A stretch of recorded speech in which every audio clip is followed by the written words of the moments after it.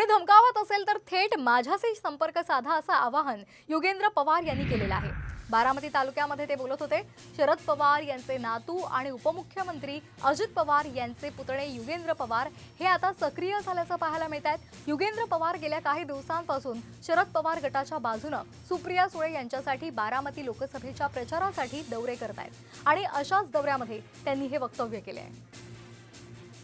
जर इथं काय वेगळ्या प्रकारचं राजकारण जर होत असेल बारामतीमध्ये कधी हे राजकारण बघितलेलं नाहीये, तुम्ही पण बघितलं नसेल।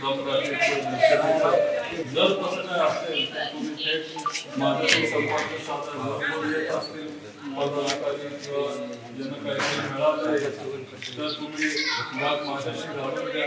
काय फटका बसायचं काय कारण आहे? काल परवाचं कोण तरुण कुठेतरी जाऊन कुणी काहीतरी भावना व्यक्त केली म्हणून बारामतीच्या मतदारसंघातल्या किंवा बारामती विधानसभा मतदारसंघावरती काय परिणाम होणं म्हणजे एकदमच अप्रस्तुत आहे। दादाने गेल्या 40 वर्षामध्ये बारामतीमध्ये जे योगदान दिलेलं आहे आगामी निवडणुकीमध्ये आपल्याला ते पाहायला मिळेल।